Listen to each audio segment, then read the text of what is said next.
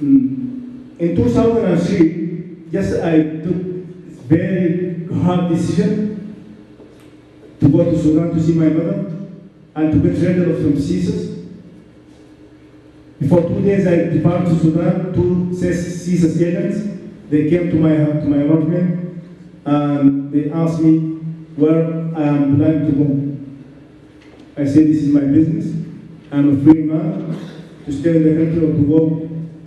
It's my business. And they continued, they asked me to go to talk. Like usual, I refused. When I get fed up of them, yes, I said, look, I opened the apartment door. I say, you want to stay in my apartment? Go ahead. Me, I'm leaving the building for you. I went outside, these 2 men followed me, and they asked me the same thing, let us to talk. Where are you going? Tell us where you plan to travel. And I went to the parking, to my car.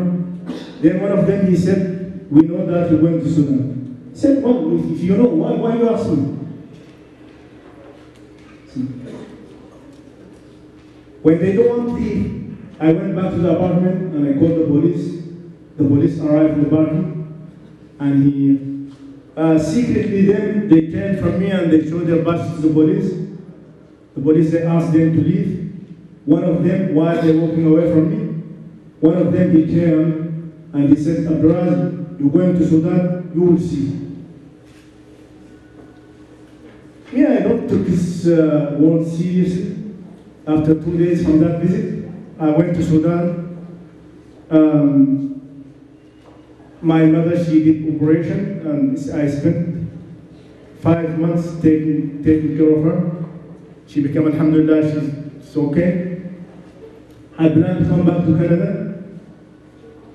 For 2 days to come to Canada, I received a call from somebody. He claimed that he came from Saudi Arabia, and he met with my nephew, his name Faisal. And this person claimed he had a letter from Faisal to me, and he asked me to come to take the letter. I never imagined to be a kind of a chick from the Sudanese intelligence. See? At that time, I'm in my brother's house. My cousin is there too. Then my brother, he said to me, ask this person to bring the letter here, don't go to him. I said, no, maybe he's busy, maybe he's not comfortable to come over here, I will go to him. Then my brother and my cousin, they went with me. When we arrived in the certain place,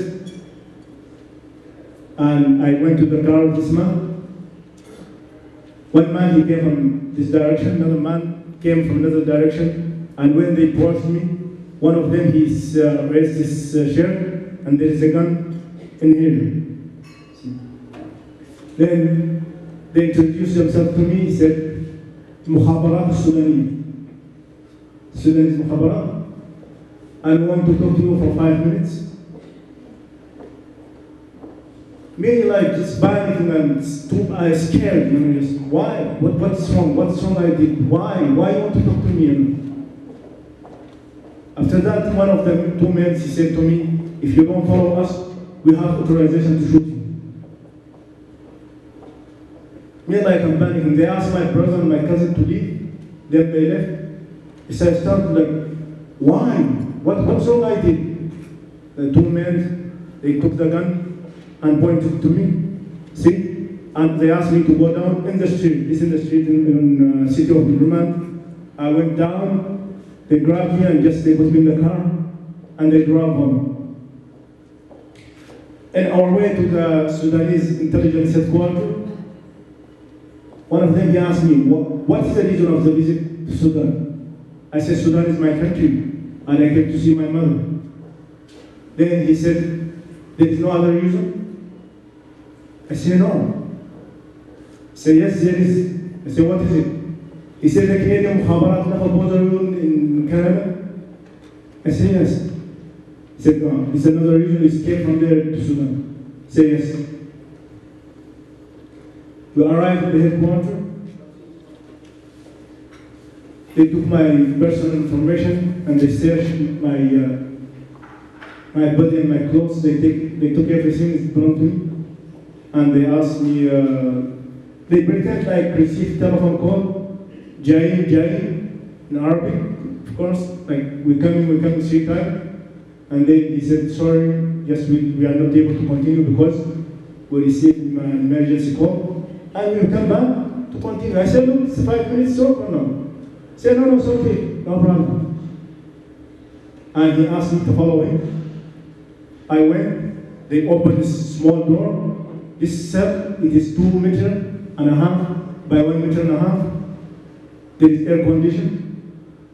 In that cell, there is a desk, 1 chair in front of the desk, 2 chairs behind. There is small space between the end of the desk and the wall. Another man, he brought a pillow, he threw it in the ground, the floor, and they asked me to go in. They put the air conditioning in high levels, and they closed the door and they went away. I spent 12 days, nobody came to me, asked me single question. Just imagine, I don't have cover. I'm frozen, it's too much fear, and just many feelings went through my mind and my sense, you know, what they're gonna do to me, what wrong I did, you know, like that. I'm panicking that itself. In the day 12, midnight, the same 2 men, they came and they opened the cell. At that time, I'm laying down on the floor, just staring on the ceiling, you know, frame. The cell opened, and the 2 men came in, and in harsh way, they asked me to sit down in a chair, sit down in the chair in front, both of them in the 2 chairs behind, and then one of them, he opened the door, and he looked inside the door, and he asked me a question about men in Montreal and the rest of the Canada, and somewhere else I never heard their name before. See. With slapping, they took my head and knocked my head on the desk and pushed me to the wall and spit on my face. What I knew about this man, I give it to them. What I don't know, of course, I'm not going to allow them just to survive and to bring other people in trouble. 7 days, night and day. Sometimes they came at night, sometimes near the Fajr prayer, sometimes in different times. 7 days, after 7 days, I've been transferred to a prison called Cobra. It is one known for the Canadian government. That prison is a place for torture and mistreatment and bad treatment. Because the United Nations and many human rights organizations wrote a report about that prison.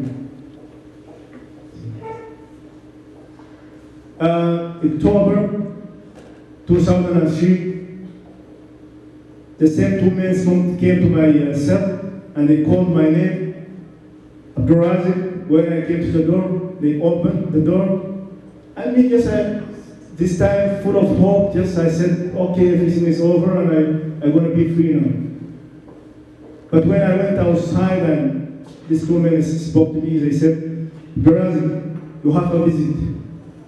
I said, what's visiting? They said, your friend, the Canadian Mukhabarat, came to talk to you.